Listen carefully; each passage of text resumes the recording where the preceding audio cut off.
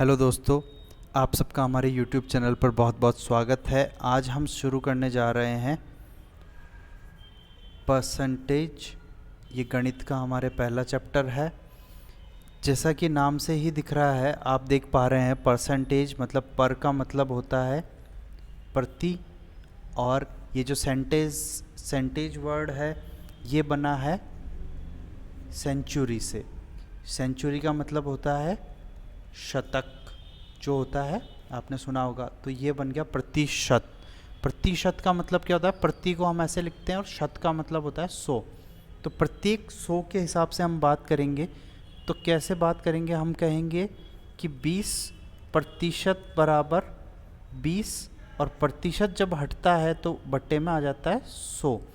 तो आप कहेंगे कि आपके किसी एग्ज़ाम में 20% मार्क्स आए हैं, इसका मतलब क्या हुआ कि आपके 100 नंबर का पेपर था, उसमें से आपके नंबर आए हैं 20। अगर आप कहेंगे कि मेरे 75% नंबर आ रहे हैं, तो इसका मतलब हुआ कि आपका पेपर 75% का नंबर आपके आए हैं। इसका मतलब हुआ कि आपका पेपर था 100 नंबर का, और 100 में से आपके 75 नंबर आपको प्राप्त हुए हैं। अब ऐसे ही अगर आपको लिख दिया जाए 50/200, मतलब 200 नंबर का पेपर था, उसमें से आपके कितने नंबर आए? 50। तो अब बताइए प्रतिशत में कितना है? तो अब हम क्या करेंगे, इसको काट देंगे। तो यहाँ आ जाएगा 25 और यहाँ आ जाएगा 100। 2 के पहाड़े से काट दिया तो यहाँ पे बन जाएगा 25/100। तो अब आप इजीली बोल सकते हैं कि सर 25/100 का मतलब तो 25% हो गया।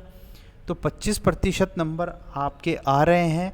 200 में से 50 नंबर अगर आप प्राप्त कर पाते हैं तो इस प्रकार से आप समझ पा रहे हैं कि प्रतिशत एक्चुअल में होता क्या है और प्रतिशत हमारे कहाँ कहाँ काम आता है।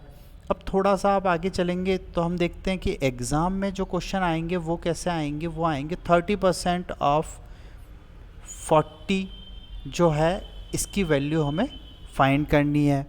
तो इसकी वैल्यू फाइंड करने के लिए आप क्या करेंगे?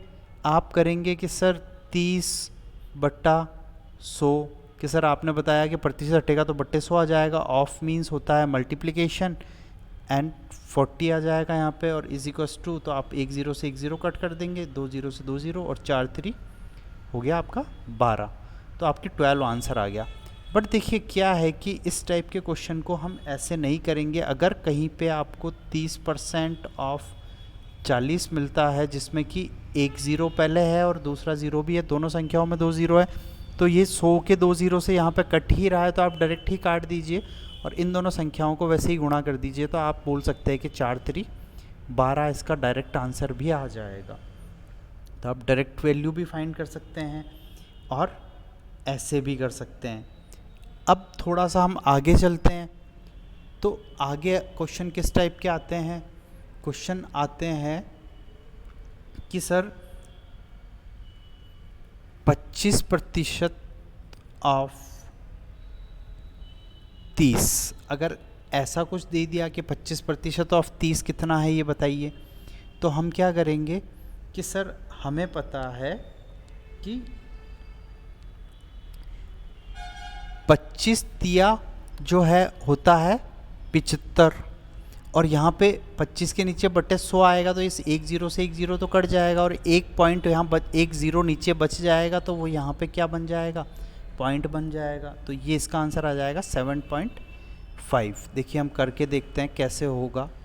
तो इसको आप करेंगे 25/100 इंटू 30। ये 0 से ये 0 कट गया, 25 तिया 75, और यहाँ पे ये जो नीचे 0 बचा है इसका यहाँ पे पॉइंट लग जाएगा। तो ये 7.5 इसका आंसर आएगा। और हम इसको डायरेक्ट भी निकाल सकते हैं कि अगर एक संख्या के पीछे 0 है तो आप एक संख्या के बाद एक पॉइंट लगा दीजिए। अगर दोनों संख्याओं के पीछे 0 है तो आप गुणा करके डायरेक्ट आंसर लिख सकते हैं। और देखिए थोड़ा सा और आगे चलते हैं। अब ये जो ऊपर जो बेसिक नॉलेज हमने दी आपको, उससे आपको समझ आ गया होगा कि एक्चुअल में प्रतिशत होता क्या है। कि प्रतिशत का मतलब क्या होता है? कि प्रतिशत का मतलब होता है कि हम उस संख्या को 100 के ऊपर देख रहे हैं कि 100 में से वो संख्या कितने प्रतिशत है, कितनी है, 100 में से कितनी है। तो चाहे कितना भी दे रखा हो, हम उसको वैल्यू को किससे कंपेयर करेंगे, 100 से। तो अब आप देखिए कि जैसे कि आपने देखा होगा कि आपके आसपास में अगर कोई बिल्डिंग बन रही है, कोई कंस्ट्रक्शन का काम हो रहा है, तो वो जब बिल्डिंग आधी बन गई तो आपने कहा कि सर आधी बिल्डिंग बन गई मतलब 50% काम हो गया। तो आपने कहा 50% मतलब आधा, तो जब आधा काम हो गया तो 50%। जब वो बिल्डिंग पूरी बन जाएगी, जब एक बिल्डिंग पूरी हो जाएगी, मतलब एक बिल्डिंग पूरी बन गई, एक बिल्डिंग पूरी बन गई, तो आप क्या कहेंगे कि सर 100% काम जो है वो पूरा हो गया।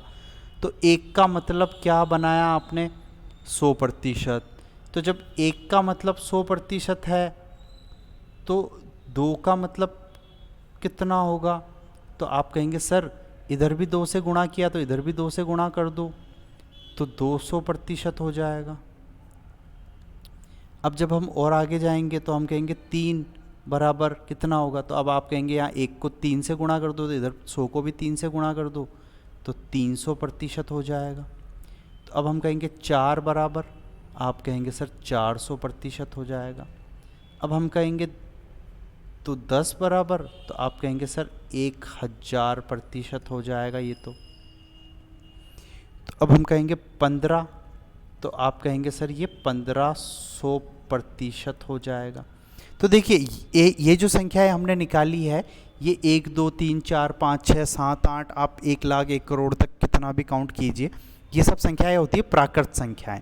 तो जब प्राकृत संख्याओं को प्रतिशत में बदलना होता है तो हम इस प्रकार से आराम से बदल पाते हैं, उसमें शायद आपको भी कोई परेशानी नहीं होती होगी, और अगर परेशानी होती है तो आज आप देख लीजिए। 1 का मतलब होता है 100%, 2 का मतलब होता है 200%, 3 का मतलब होता है 300%, 4 का मतलब होता है 400%। अब कोई क्वेश्चन अगर आप करते हैं परीक्षा में, कोई सवाल आप हल कर रहे हैं, उस सवाल में बोला गया है कि किसी शहर की जनसंख्या प्रत्येक साल 2 गुनी हो जाती है, तो बताइए प्रतिशत वृद्धि कितनी है। तो हम कहेंगे सर 2 गुनी, तो आप कहेंगे सर आपने यहाँ पे 2 गुना किया था तो 2 गुनी हो गई, तो 2 गुनी हो गई तो इधर 200% हो गया था। तो क्या हम 2 गुनी को 200% बोल सकते हैं? मैं कहूँगा हाँ बिल्कुल बोल सकते हैं। तो इस प्रकार के क्वेश्चन आते हैं कि 2 गुना हो गया, 3 गुना हो गया, 4 गुना हो गया, वृद्धि या कमी, 2 गुना वृद्धि हो गई या 2 गुना कमी हो गई। तो दोनों केस में आप कहेंगे सर 200% की वृद्धि हो गई या 200% की कमी हो गई। आपको मैं कहूँगा 3 गुना वृद्धि हो गई तो आप कहेंगे सर 300% की वृद्धि हो गई। मैं कहूँगा 4 गुना वृद्धि हो गई तो आप कहेंगे सर 400% की वृद्धि हो गई। समझ पा रहे हो आप? तो इसका मतलब क्या है कि जितना गुना वृद्धि या कमी होती है उसी को हम किस में लिख देते हैं, प्रतिशत में बदल देते हैं, उसके आगे 100 लगा करके। अब आपने कहा सर ये तो हम कर लेंगे, कोई दिक्कत नहीं है। आप कह रहे हो 1 गुना, 2 गुना, 3 गुना, 4 गुना, 5 गुना, कोई दिक्कत नहीं है। पर आजकल क्वेश्चंस ऐसे सिंपल आते नहीं हैं। आप कहेंगे सर तो कैसे क्वेश्चंस आते हैं? तो अब देखिए हम देखते हैं क्वेश्चन कैसे आते हैं। क्वेश्चन आते हैं कि 1/2 को प्रतिशत में बदलो। तो हम 1 में जब हम 1/2 को गुणा करेंगे तब हमें मिलेगा 1/2, मतलब आधा हो जाएगा। 1 को हमने आधा किया तो इधर 100 को भी हम क्या करेंगे, आधा कर देंगे। तो 100 को भी आधा करेंगे तो ये क्या हो जाएगा, 100/2 बराबर 50%।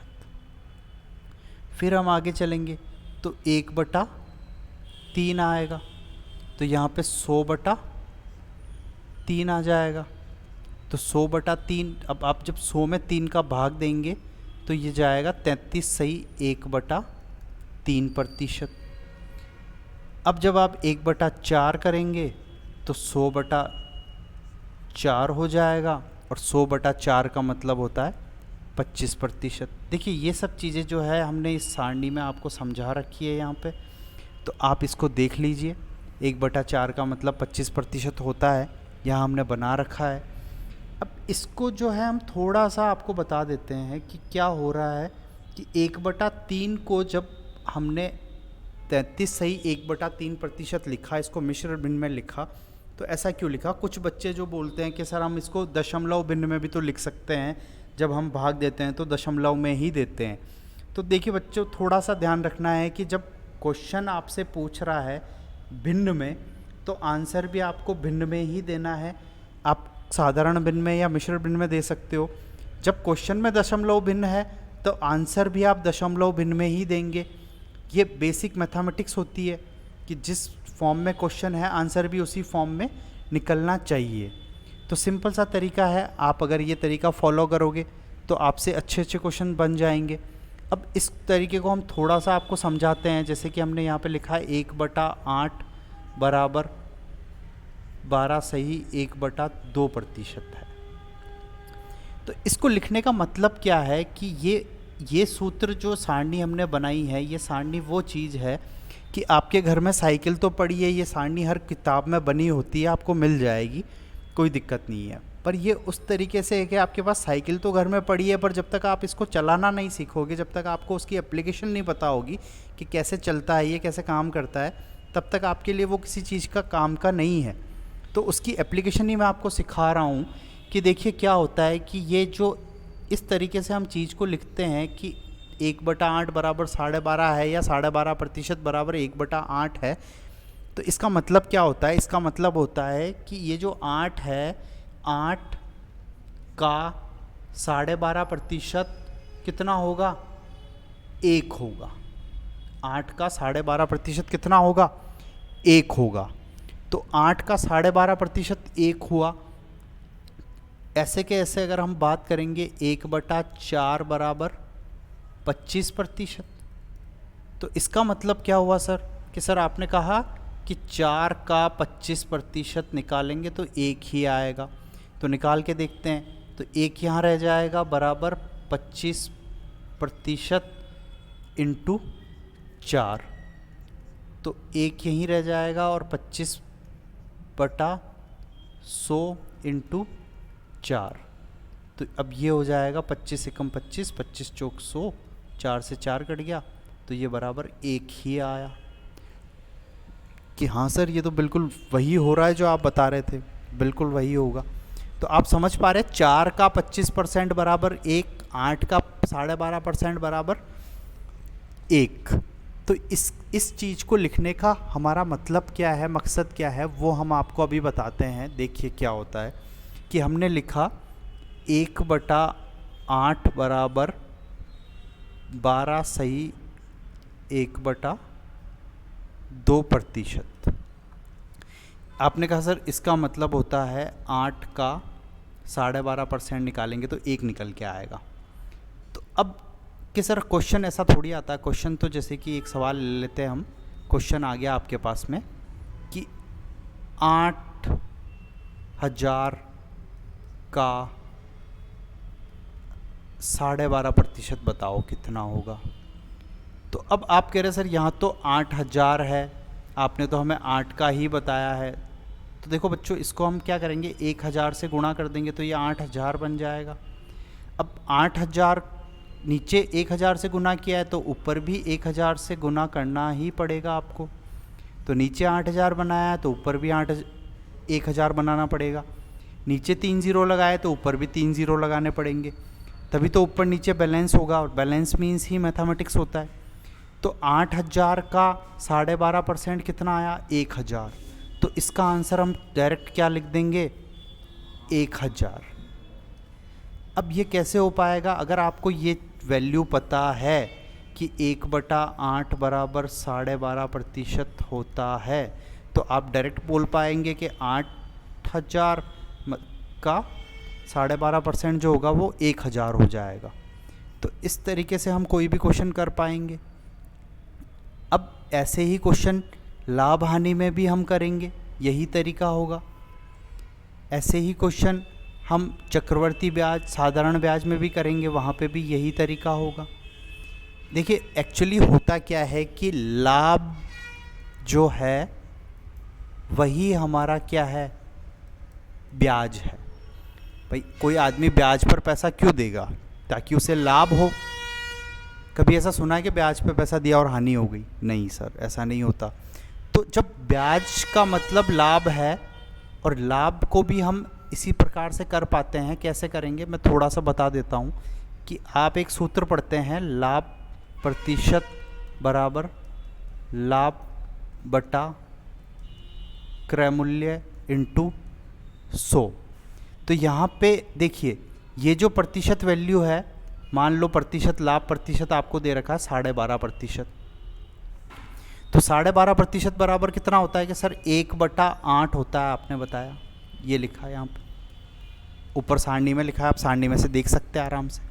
तो 12.5% का मतलब 1/8 होता है। और आपने कहा सर ये तो लाभ प्रतिशत हो गया 12.5%, और सर ये 1 जो है ये तो लाभ हो गया हमारा, और ये 8 जो है ये क्रय मूल्य हो गया।